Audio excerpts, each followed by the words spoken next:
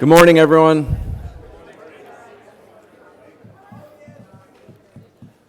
It's kind of swampy in here. Not heat-wise, I mean, the moisture content of the soil. And I am, every time I get up before I do this, I go behind the stage and I get my thoughts together. And I sat down on one of those chairs with four legs, and I got pitched back into I stained my pants terribly, and I thought the whole tent was going to come down on top of us. It didn't.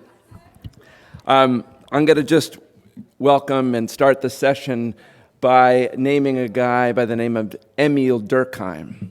He's a Frenchman, and he's the founder of modern sociology. And one of his greatest contributions was he devised a system of cleaving the world between the sacred and the profane, right? The sacred were those religious elements of society where the group was focused on these things, versus the profane, which were the mundane elements of the individual. And we talked about nukmek yesterday. Nukmek is cod. It's the Passamaquoddy word for cod. And among the Passamaquoddy, nukmek was the profane. There was so much of that stuff. It was all about sustenance. But chilnasit is haddock. And chilnasit means touched by the hands of the Creator. And so the Passamaquoddy believed that the haddock was given to the Passamaquoddy by the hands of the Creator. Last night was amazing. Leah Penniman was just fantastic. If you haven't seen her, it will be up online very shortly. But she did a really great job first discussing some difficult issues like food apartheid and food sovereignty. But she also did an amazing job exploring the sacred nature of food production in a really, really beautiful way. And today, we're going to explore how words are used to talk about the sacred nature of food preparation and food consumption, with a conversation between Sam Sifton and Ruth Reichl. And I know someone is really excited to hear Sam today, and that is Barbara Damrosch. And it is her birthday today. And Barbara, welcome, and thank you for coming on your birthday. Sorry, I had to do that. And to introduce Sam, I'm welcoming back Ted Widmer to the stage. Many of you have met Ted. He's one of the founding inspirations for this Summer Institute, and a founding member of the Secret Society Will Ferrell Film Festival. Please welcome Ted Widmer to the stage.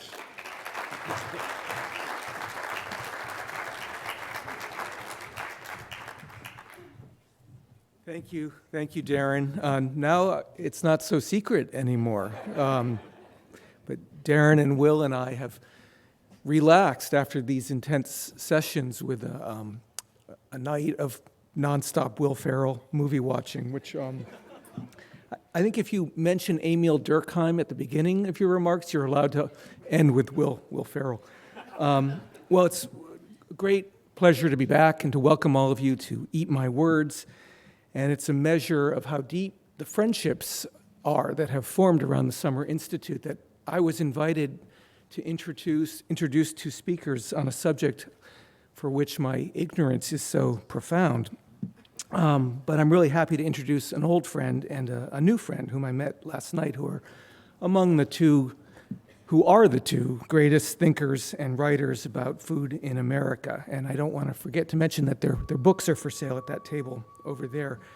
Sam's going to introduce Ruth, but I'm going to introduce Sam. He is now the assistant managing editor of the New York Times, overseeing the culture and lifestyle sections. He's the founding editor of New York Times Cooking, columnist for the New York Times Magazine. He's also served as the national editor, the restaurant critic, which Ruth also was, and culture editor. He's the editor of the New York Times Cooking No Recipe Recipes and many other books. I've known him since we were in the same major at Harvard University in the 1980s, I a little bit ahead of him. And then we did many things in a similar, although not identical way. We worked in alternative journalism in the 1990s. He taught in the Brooklyn public schools. I've taught in many different places, but not high school. And we both have written a lot for the New York Times, although he significantly more than I have. And his remarkable career has coincided with the rebirth of the New York Times as must-read digital journalism. And as all of you know, over the last 10, 20 years, what the future of newspapers would be was very much in doubt, and many local newspapers have not survived, with perilous consequences for our local democracy. And the Times is thriving, and part of the reason it is because Sam has been part of a team of people thinking about how to make it must-read journalism, especially online. And his brilliant, vivid writing about food has been a big part of the Times' success. And I recently had a dinner with two New York Times writers based in Rhode Island, and one of them said, there really are two people who saved the New York Times over the last 5 years, Sam Sifton and Donald Trump. So I'm hoping to have a couple chances to talk about politics later in the week. This is my only speaking role, and I don't want to, I'm only doing an introduction, so I'm not going to talk very long, but I just want to say, because it's been so fun to come to Maine, I now pay attention to Maine politics. And for all of those of you who are Maine residents, I just want to compliment you for what is happening in the state legislature, because, it used to be said, as Maine goes, so goes the nation, because Maine had its presidential election in October, a little bit ahead of the rest of the country. And just this summer, two very visionary bills have passed and been signed by the governor. And one is a bill to force companies to pay for the cost of recycling their packaging. And even though we're talking about the joy of eating food, we don't want to forget that food often comes in packaging, and that packaging often ends up sometimes in the Atlantic Ocean in tiny bits of plastic. So Maine is on it. Maine is forcing corporations to build in the cost of recycling the packaging for their products. And then also Maine just passed a law divesting the public employee pensions from fossil fuel corporations. It's going to be phased in slowly, but it's really wonderful. And I'll just end. I migrated up to Bar Harbor from Rhode Island yesterday, and in doing that, I was a lot like what used to be the Rhode Island lobster. We used to have lobsters when I was a kid, local lobsters, and you can't get them in Rhode Island anymore. They're almost impossible to get. We eat Maine lobsters in Rhode Island, and it's been great in Maine because the lobster population is thriving, but as the temperature of the water keeps going up, it may also hit Maine the way it did Rhode Island. So those are the only two political points I wanted to make. I'm done. Now it's food, and now you have two wonderful panelists today, Sam Sifton and Ruth Reichl.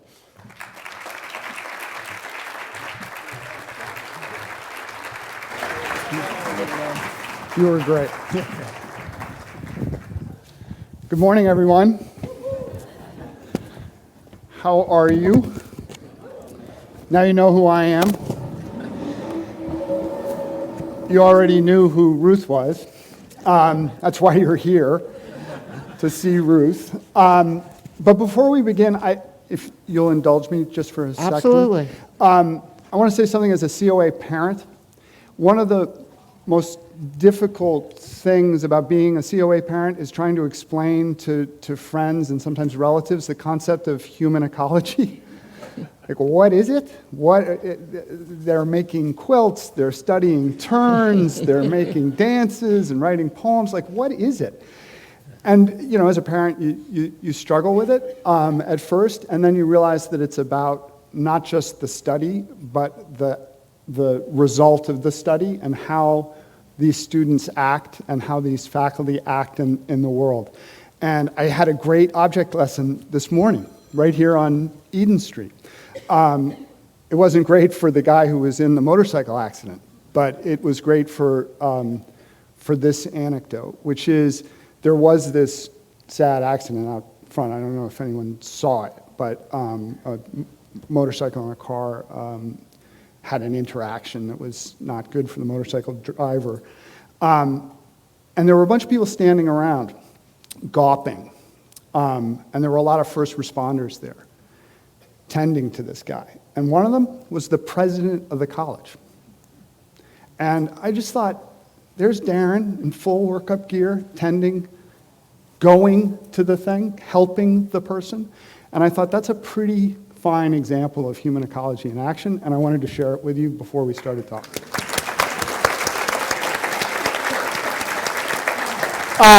Okay, so thanks Ted, thanks COA, thank you all for coming. I'm thrilled to be here with Ruth Reichl, whom you all know as a restaurant critic, as a memoirist, as a magazine editor, as a Twitter poet, as a policy wonk. We're here to talk about food and food writing, and to take some questions from you about both of those things. But I gotta say, I'm very digressive today. We've just come through, we're still going through this pandemic, and I gotta ask you about your pandemic. I think it changed cooking for a lot of Americans, and I'm wondering, what was your pandemic cooking year like? Okay, let me start by saying we were in LA where we spend most winters, and suddenly on March 12th, my husband and I looked at each other and said, if we don't go home now, we may get stuck here forever. They may close the airports. And we flew home. I live in upstate New York, and I went grocery shopping. And I saw bare shelves for the first time in my life. And it suddenly hit me, this pandemic is going to change American food forever. I don't know if it's going to be for better or worse, but I want to keep a record. Just so, I'll put it in with my papers. I'm going to start calling people and asking them what's going on. And the first person I thought about was, there's a farm in Huron, Ohio called the Chef's Garden, which I'm sure you know about. And they sell exclusively to restaurants. And so the first people I called were the Joneses and said, what are you doing? And so I started talking to them, and then I started calling chefs and farmers and fishermen and ranchers. So my pandemic, and nobody thought it was going to go on for 14 months. Right. I thought this would be a small project, but ultimately raised money to do a film. Whoa! Raised money to do a film. So here, one of the most celebrated food writers in America is pivoting during the coronavirus pandemic to film, pivot to video. Tell me about that. So how does that work?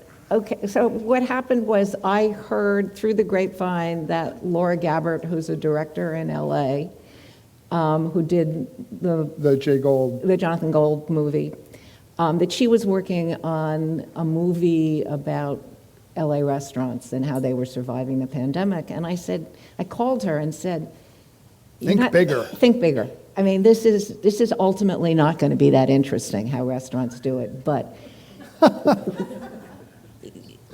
I think there's going to be a lot of press about it. You're going to read a lot about it. But the really interesting thing is going to be where we are now and where we end up. And we don't know the answer. And she said, oh my God, you're right. And so she went to Sundance and raised money to do this film. And so I just Zoomed with people throughout the pandemic. And so I know. And she captured. And so I Zoomed literally for hours every day. And it was so interesting because it was people I'd never met.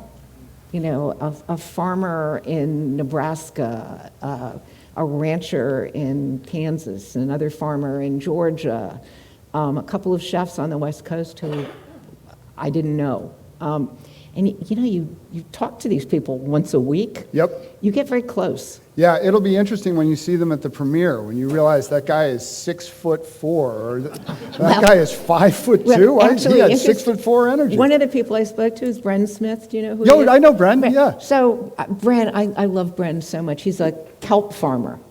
Used to be a commercial fisherman and gave it up for aquaculture. And the most interesting person, because he's the only person I know who bridges left and right politically seamlessly. And I just sort of fell in love with him, and I talked to him endlessly. And I actually went out, because I'm trying now, for the end of the film, I'm meeting people. So I went to meet Bren. I did a kelp harvest with him. He farms in the Long Island Sound, yes? Yes, near Bridgeport. And I was shocked at how small he was. I mean, I had imagined him as this giant. Small but perfectly formed. So it is shocking Yeah, to yeah. meet these people in person because they're quite different. So you're holed up in rural upstate New York, zooming all over the country to see how the food world is changing, because I think you're right, it did change and likely for a long time to come. How about personally? Were you cooking? So that was a long way of saying, for me, cooking continued to be the pleasure of every day. I mean, I truly love to cook, and never more so than during this pandemic when, in nice weather, we could have friends over outside, socially distanced, but outside. And in bad weather, it was just... But surely you shopped differently. Totally This Parisian ideal of I'll just pick up a chicken and some cheese was gone. I am surrounded by farmers who put together, they got together and created these farm stores. And they had, you would order and they would leave it outside and you'd pay by Venmo. But, so I was getting, really local food. I mean, for people like us who are fortunate enough to live in rural, pretty well-fixed areas, this was, for the local farmers around me, they never did better. They started meat CSAs, they created a whole new community of people who had never shopped from them. And of course, where we live, I live 2 hours north of New York. The influx of people from New York was so great that it could support the CSAs in a whole new and different way. All that being said, I think I speak for some in the audience to say that there was a sort of relentlessness to the cooking at home. In like pandemic season 2, when the writing got a little weak, it just seemed like it was the winter time, it was beans again, more sourdough, this one kind of worked. I have seared into my memory, or I hope seared into my memory, these moments when someone gave me a fist of yellowfin tuna that they'd caught, or a venison saddle, that I hope I'll remember forever, but I didn't document. Shocking or terrible for a journalist not to document it, but I had these newsletters to write for the Times, and I didn't document the whole year of cooking. I know that at least in the past, you've been an inveterate journal keeper and kind of note maker.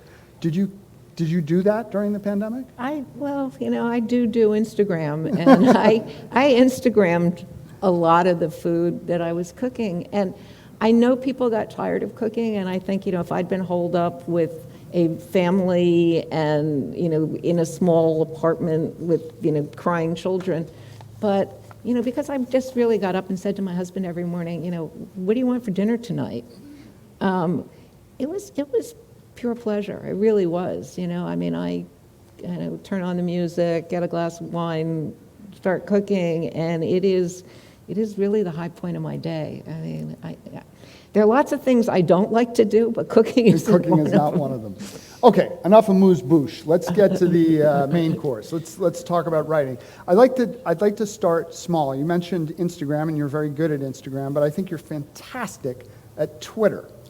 And these kind of Twitter koans that you write, where it's some combination of weather, food, and mood, or mood, weather, food.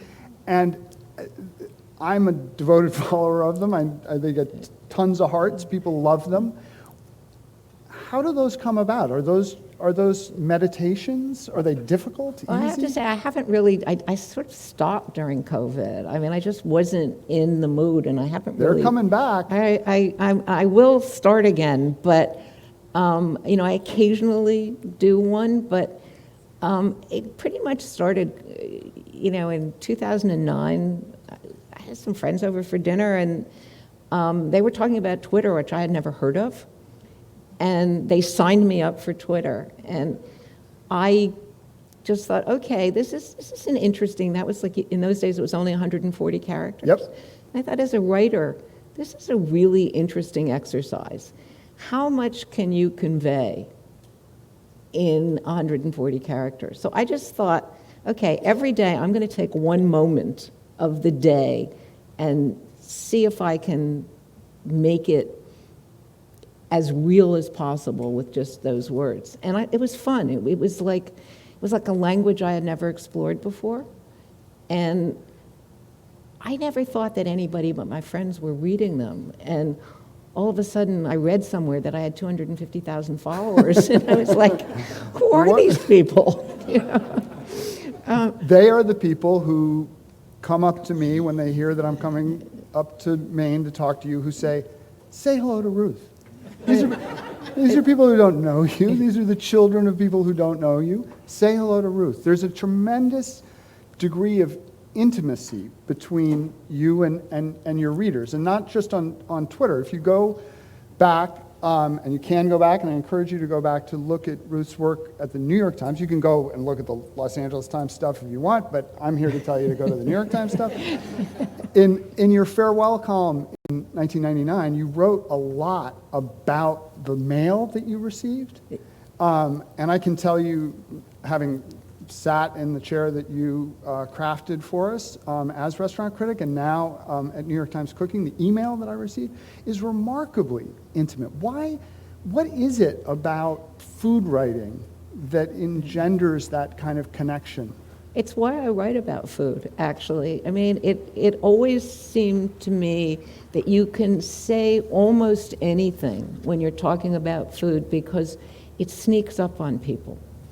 And food writing is kind of like radio. Radio is, I think, the most intimate of the media because you're in people's heads, right? And there's no mediation.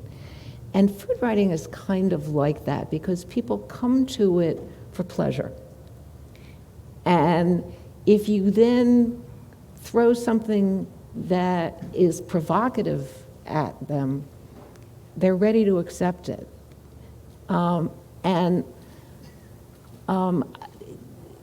Because too, when I started writing about food in 1972, when nobody in America really cared much about food. Right. So the people who were going to read that, it was like a very small group of people. It's like the early days of gourmet. If you go back and look at gourmet in the 40s, it was like everybody was speaking to each other, and it really felt like a community. And when I took over the food section at the LA Times, Shelby Coffey was the editor then, and I went to him and said, I think you are overlooking a really important thing that a newspaper can do. Through food, you can really define your community. You can make a community. You can introduce the community that people live in to them. You can take them outside of their safe space and get them out of their neighborhood into other neighborhoods. And he was pretty skeptical at first. And I remember the first section that we did, I had done a piece. I heard that Angelo Pellegrini was not going to be with us very long, and Pellegrino was really an important, right? If you all don't know, Angelo Pellegrino wrote a book called The Unprejudiced Palette in 1948, and it could have been written yesterday. He was a professor of English at Washington State University, and he came to this country as an immigrant at the age of 10. And he really believed in growing your own food, that lawns were ridiculous. Why would you spend time growing a lawn when you could be growing food? He made his own olive oil, his own wine, he hunted, he was a wonderful character and a wonderful writer. And so I sent someone up to do a piece about Pellegrino, and we had this big picture, beautiful picture of him in a rocking chair, and Shelby came into my office. And he pointed to the food banner, and then he pointed to Pellegrino, and he said, "This is not that." Oh, wow. And I said, if all you want is recipes, I'm outta here. I'm not the one for you. Wow. I got stuck on the notion that you got an office. Wow. I'm a little cubicle. Times change. We used to have shrimp at our parties, no longer. But I digress. You brought that same energy to the New York Times as restaurant critic. I think, in the years before your ascension, there were probably 250 or 300 restaurants that could possibly be under review at the New York Times. You blew that out of the water entirely to help introduce the readers of the New York Times to a much wider variety of cuisines in the city. That, of course, the pace at which change has come to what we understand to be fine dining or good eating has increased exponentially even since then. Don't you agree? Oh, absolutely. I mean, the truth is that when I got there, Eric Asimov was doing the $25 and under column, and I realized that I really wanted to go to those restaurants Right. more than I wanted to go to the very stuffy restaurants that my predecessor had really enjoyed. So I was like sort of constantly, moving Creeping into that Eric's. area. That's still the case. Pete Wells, who's the current restaurant critic, Lagaya Mashan writes a column that goes underneath it that isn't 25 and under. It's sort of immigrant restaurants and the like. But Pete has kind of taken that as part of his brief, which I think is just terrific. We've been talking in the food world a lot about who gets to tell stories. We get to tell stories. There's tremendous privilege to that.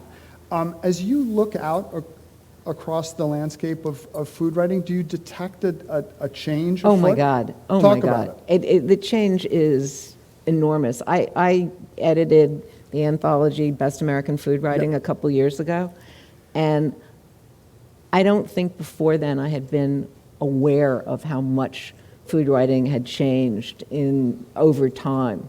And, it's everywhere now, for one thing. It used to be if you wanted to read food writing, you read food magazines. Now, it's everywhere. Small literary publications. I mean, you have wonderful writers at the New York Times. I mean, Lagaya is incredible. Tejal is. I mean, they're just beautiful, beautiful writers.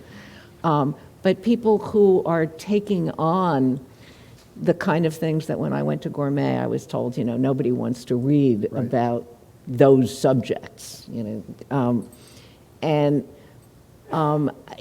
everything has become the purview of the food writer. Right. But the biggest change since then is really, I think, has come with just really in the last couple of years with the Me Too movement, the Black Lives Matter movement, the whole debacle at Bon Appetit, where suddenly everybody realized that, yes, people had taken on more topics, but it was still basically middle-class white people Right. writing these, and that until the writers who did not think of these foods as exotic Yep. started writing about them, we were not going to be getting a really authentic picture.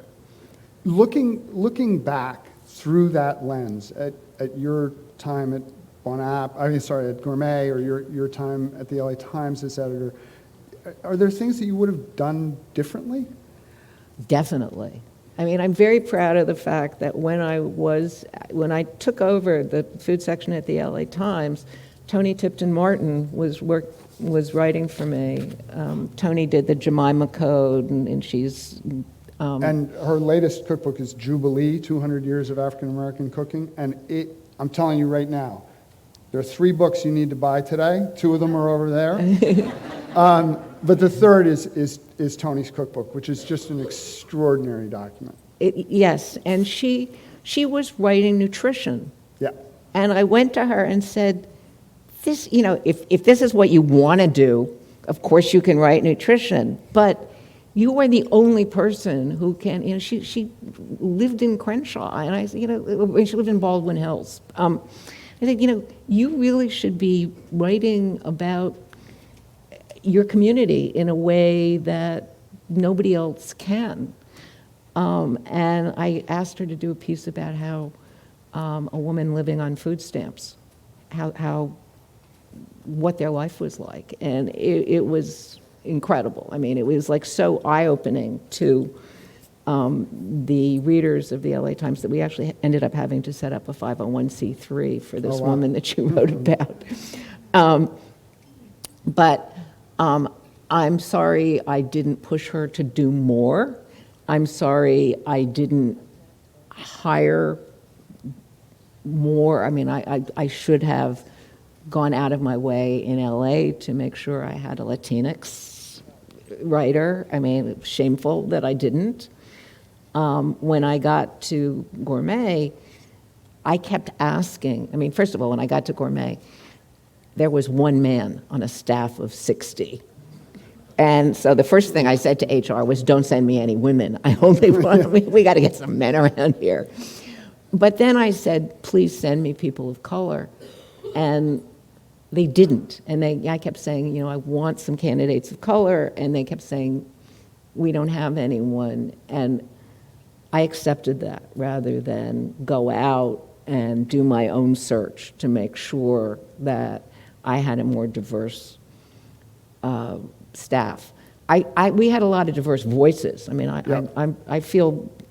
don't feel remiss about the articles that we published from, early on. I think in my first year we published a piece I'm really proud of about a black woman writing about how she was embarrassed to eat watermelon in public and why. And I think that piece sort of was a signal to people that we were open to the kind of subjects that hadn't been taken on before. But I'm not proud of how I staffed. So in 74, when you start, nobody's interested in food. When you leave the Times in 99, people are pretty interested in food. It's beginning. At Gourmet, it's exploding.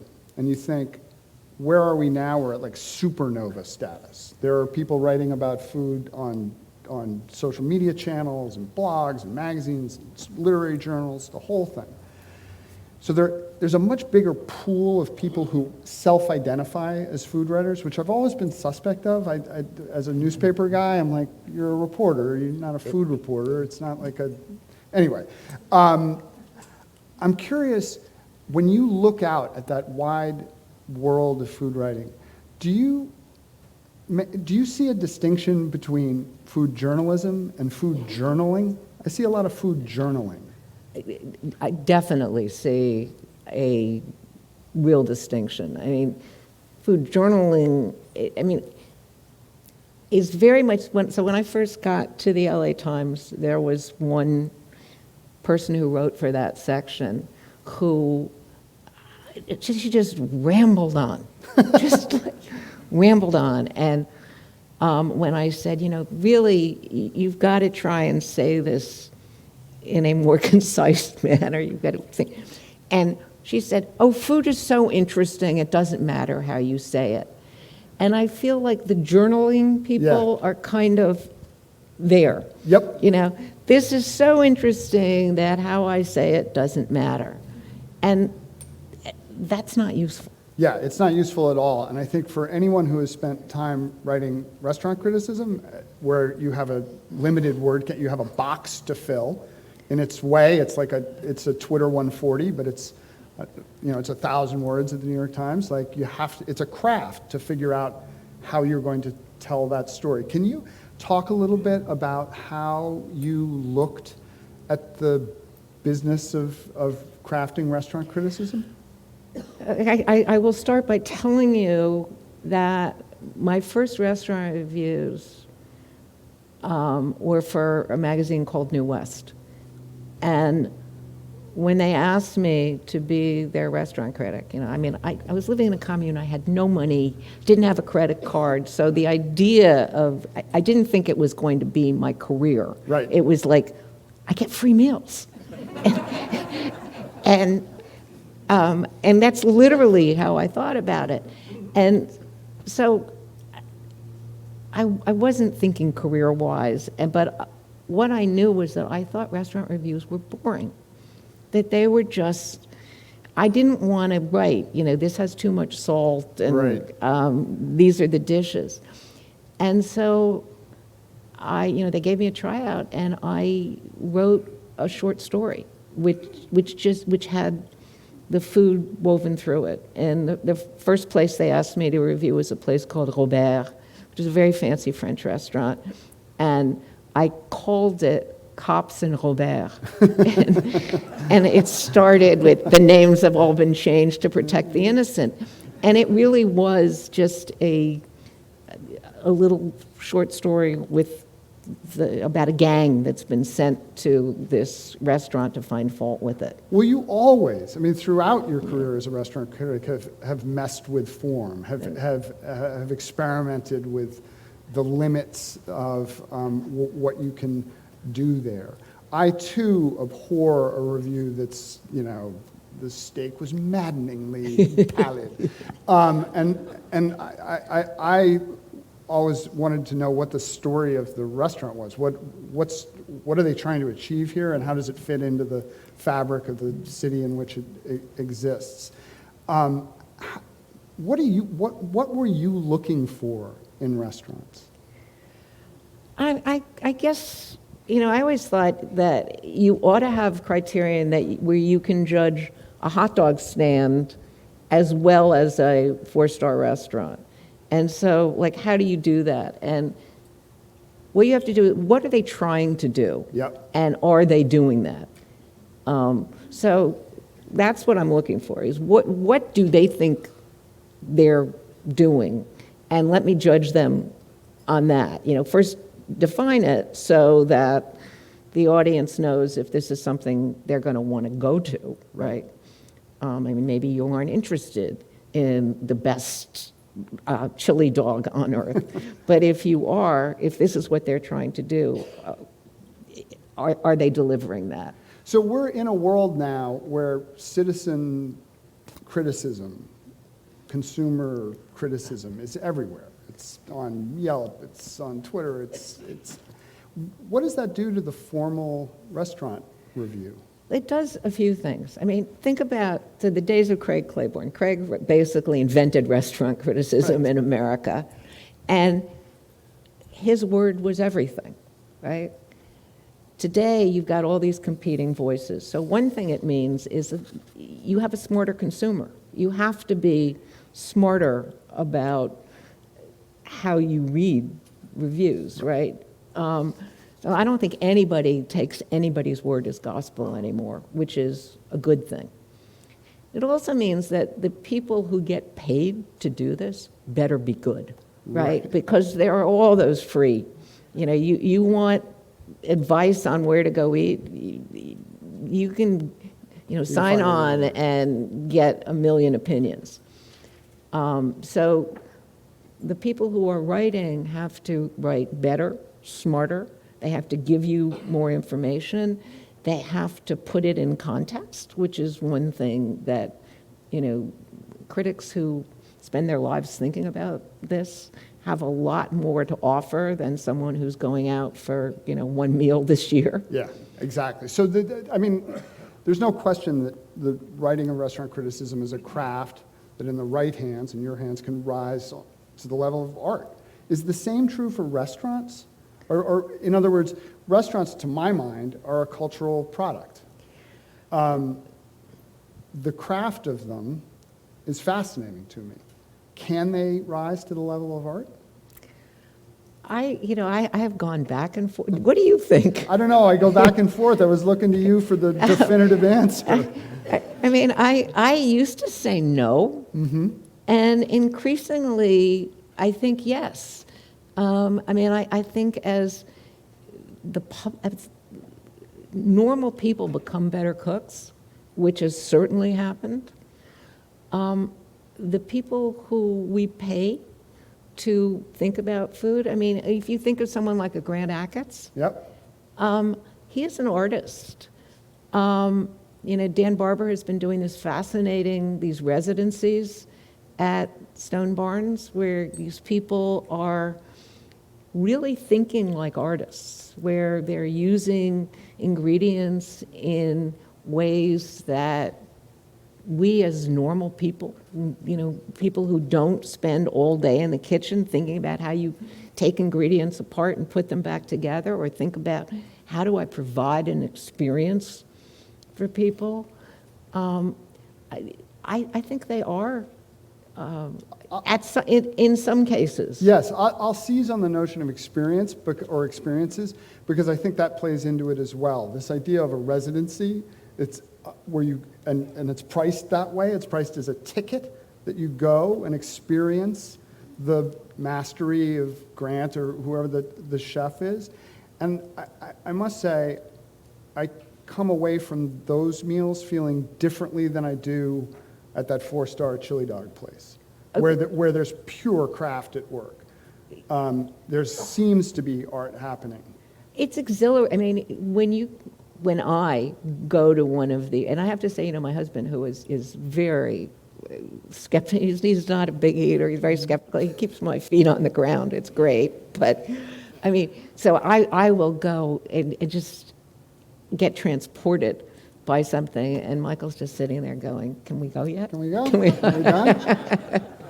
I've certainly had that experience with guests as well, and with spouses. I know we want to get to some questions from the audience, but I want to I have a few more of my own. I could talk to Ruth all day. So I compressed some into a kind of speed round.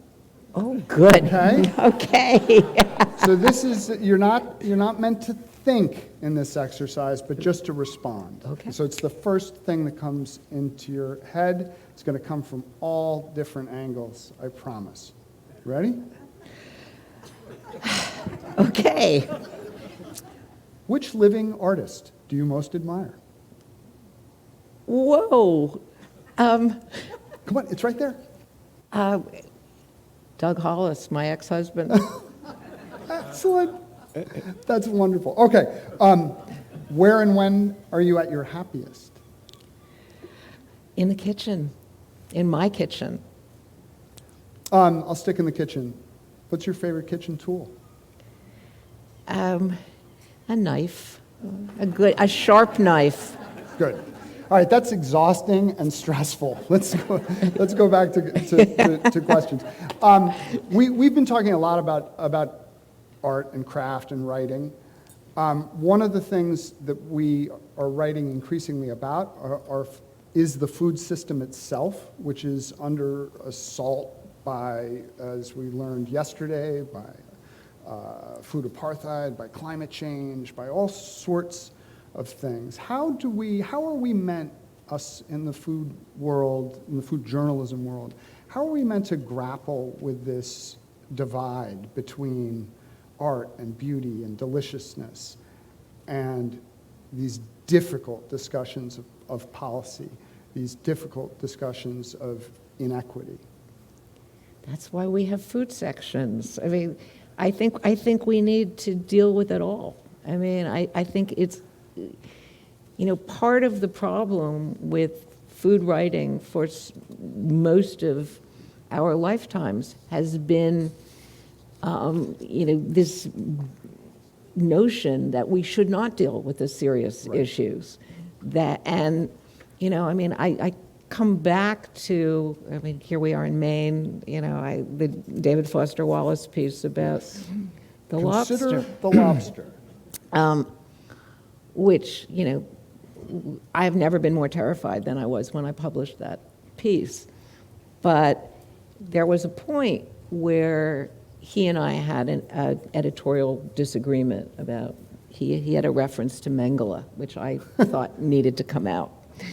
And he didn't want to take it out and said that he was going to pull the piece. And I said to him, look, it's a brilliant piece, and you can take it to the New Yorker or the Atlantic or Harper. I mean, anybody will publish this piece.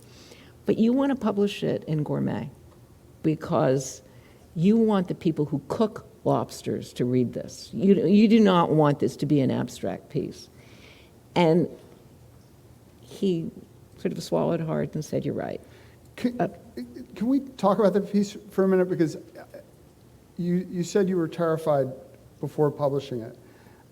I'm curious to know what that moment was like. I as you know, am good friends with Doc Willoughby, who is your compadre at Gourmet, and I think he thought it was an insane piece and was worried about it. And so were you kind of alone at the top with Wallace and thinking, like, we're going to go? And it was such a cultural moment, such a hit.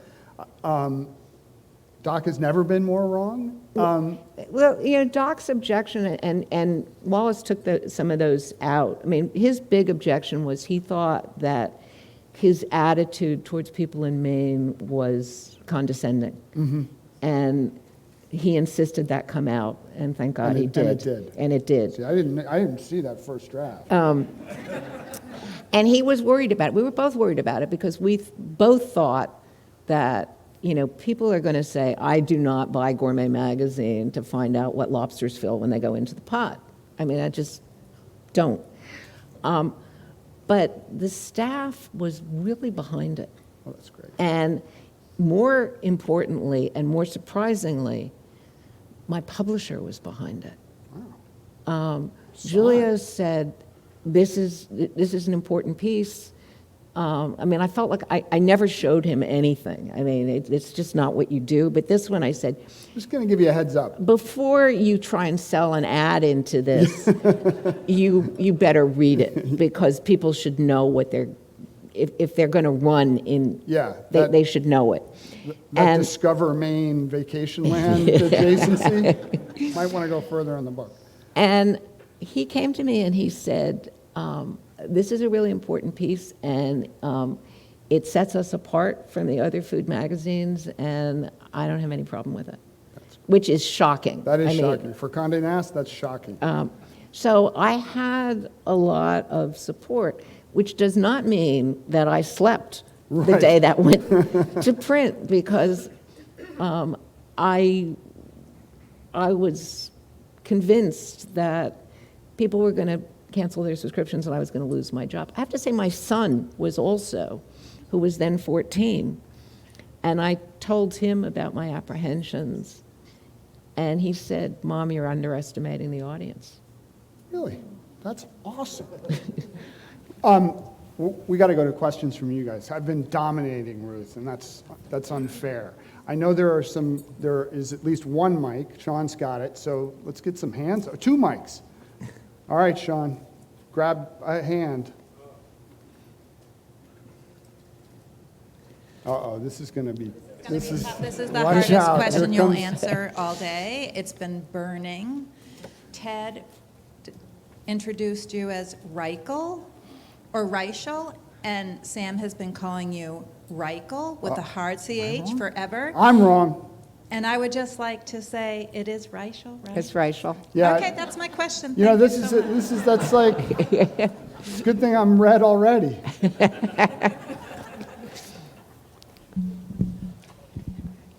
Like many of us here, we live in big cities, and at the beginning of the pandemic, we started ordering in our food, and even if we had the access to Whole Foods and other great food, a lot of things weren't available.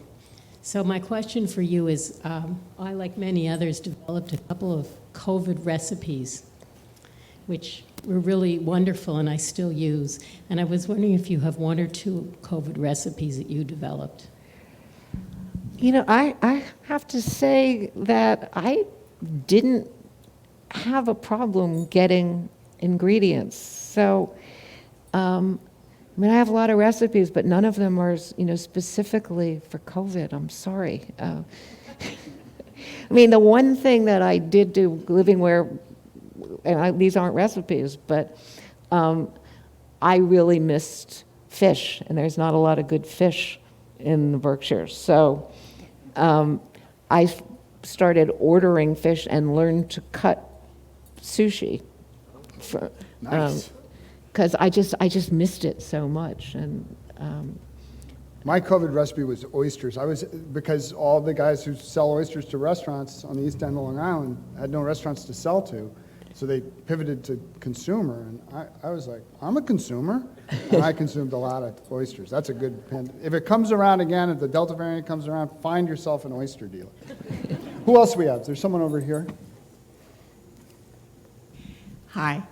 I was a huge fan of Gourmet Magazine, and particularly the book that you wrote when you left Gourmet, or with Gourmet's demise, when you were living in upstate New York, and you wrote a narrative about what it was like and recipes, and I can't remember the name of it. I own it. Yes, thank you. I own it, but I can't remember the name. And I'm a big fan of the New York Times recipe app. Thank you. But given that, I would like your opinion on the Stanley Tucci series that was recently on CNN, where Stanley Tucci going through Italy with all the food in different parts of Italy. That seems to be taking off in terms of something that we're going to see more of, and I was wondering, I can tell from your face, but I would like to hear your opinion. let me say he's not Tony Bourdain.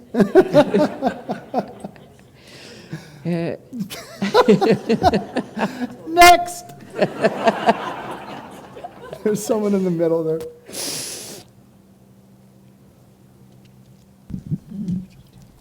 It's okay, go ahead. Ruth, it's such a pleasure to hear you speak. Thank you so much for joining us. Your novel, Delicious, I think was absolutely sumptuous to read. And I'm curious if you could speak about the difference between writing fiction and the kind of nonfiction food writing that you did so much of it, or have done so much of in your career. And if you have any advice for writers doing a similar, or attempting to do a similar kind of food-inflected fiction narrative. I have to say that, I had always said if I didn't have a day job, I would want to write fiction because I am addicted to fiction. It's the thing that keeps me going. When you said, what's your happiest time of the day? Yeah. A lot of it is just being in a book. And if I'm not in a book, I'm not very happy. And I didn't know if I could write fiction, but suddenly I didn't have a job. Right? And I thought, okay, it's sort of now or never. But I called my agent and said, I need an editor who can help me with this because I don't think I can do it on my own. And she said, you need Susan Campbell, who was the late Susan Campbell, who was Great Susan. the most incredible editor I have ever worked with, and who really, she must have read 40 different versions of that book, and we would spend hours going over and over, and she would just pull stuff out of me. So my first suggestion would be get a good editor. My second suggestion would be do not, I know people like the workshop method. I think it's really stupid because what I know from being an editor is we would circulate everything at Gourmet and every single person had a different opinion. Of course, yeah. Editors I really respected would think that everything I thought was good should come out and everything I hated should. So find one or two people you really trust, and take their advice. Do not do not go to a million people. That's a good one to take away. Get an editor, not an editing committee. Yeah. That's very good. And I would say that fiction, for me, was very different than writing journalism. And the first novel was hard, but I'm just finishing my second novel, and this was pure pleasure. I mean, I have never had so much fun writing, and so maybe it gets easier. Wow. The notion of fun writing is...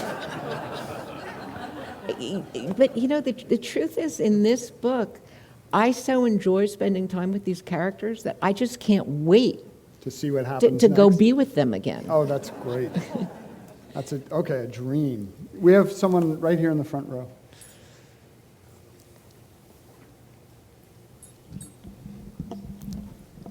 First of all, I want to thank you. I've been reading you for the last 30 years, maybe even longer, 35. When I first discovered you, I was all over it. But I do want to say, I own a restaurant, and I own a restaurant here in Maine and nearby here, and I've also been in seafood processing with smoked salmon. My son is an oyster farmer right in these waters out here. And right now, we're threatened, this area is threatened by a major aquaculture facility right where your head is. In Fletcher Bay. That's right there. That's Yeah. where your head is, right? And I feel that with food writing in general, there's a very big disconnect between the reality of what food processors, restaurant owners, harvesters, growers have to deal with. And with my seafood processing facility that we had for 30 years, I stepped away. My former partner took over, a lot of compliance issues. But HACCP, food safety, compliance, and this is all coming down on your small farmers in upstate New York. And I think that consumers need to have a better understanding about how this is actually threatening to small businesses. And even with a restaurant now, there's a lot of certification we're expected to do. Some of it's really not necessary because it's just not necessary, but new laws have come from above. And I just feel that the reality of what we all deal with in these different industries versus the romance of food writing, which I understand and I respect. I totally get it. We all love romance, right? I mean, I create a romantic experience for people to come eat. We're going to give them food and the lights work and the music's okay and the drink is good and all that kind of stuff. And then the other thing I just want to throw out that right now, like this morning, I sat in the parking lot and I placed my $3,000 liquor order that's going to be delivered tomorrow. And we're only going to be able to get half of what I'm ordering because Owens Corning glass had an explosion a couple weeks ago and now there's no glass. Wow. So Yeah, Jack wow. Daniels, I mean, we're talking liquor, That's a good story. right? That's a story. No, but so the reality is, it is, and so the reality, like right here in Maine, where we're just getting bombarded with tourism this summer, and we aren't even in August yet, and people are going to come saying, "I can't get tequila." Yeah. They will not be able to get tequila, and so these are all. I just want to throw it all out there. I know I'm saying a lot. I mean, let me say that as someone who's been writing about food for 50 years, this last year when I spent every day talking to, as I said, farmers, fishermen, policy people, my husband refers to it as I went to graduate school. I came out of it with such a deeper understanding of exactly the kind of things that you're talking about how really difficult it is to be in the food business in the United States. How we ask farmers and ranchers, I mean, one rancher that I spoke to regularly, he goes to the bank every year to borrow $8 million. He takes home $50,000 a year. And he said, do I want my kids to do this? Absolutely not. This is crazy. And every farmer in America goes to the bank to get an operating loan at the beginning of every year. We don't ask anybody else to live under that kind of stress, and they spend all year wondering if they're going to be able to pay those loans back. It's really crazy. And at every level of the food business, I realized that I had underreported this in the course of my career. And I think you're absolutely right. I mean, it is incumbent upon us to really give people a better understanding of where their food comes from, and not in a romantic sense, but in a real business sense. I mean, that's the other thing I learned. I mean, the people who run farms are business people. They have to know the stock market. They have to know the commodity market. They run spreadsheets. We have this romantic notion of where the food comes from, and the reality is very harsh. Well, it's going to be thrilling to see that play out in film when the documentary comes out. Yeah, I think we're running a little over time, but I'm just going to indulge you with another question, and because we've got someone right there, and we'll wrap it. Thank you so much for being here.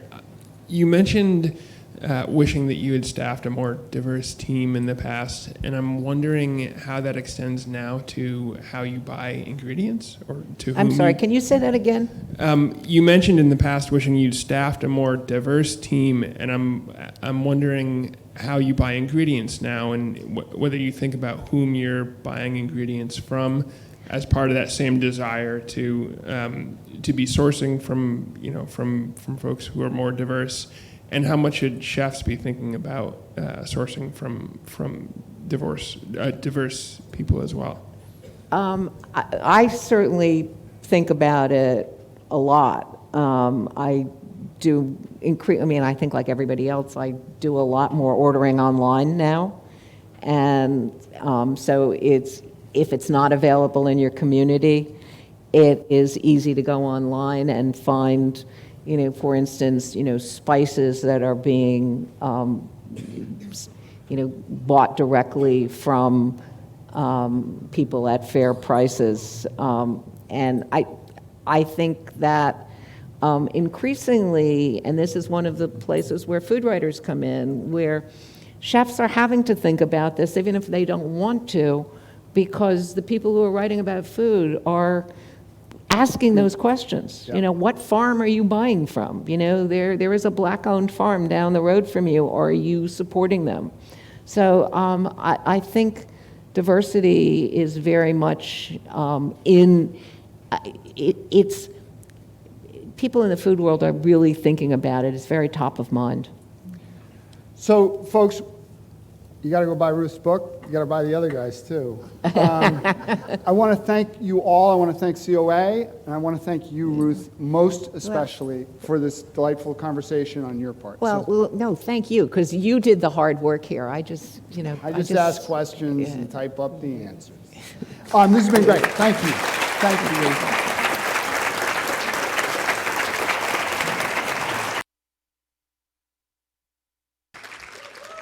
Thank you both.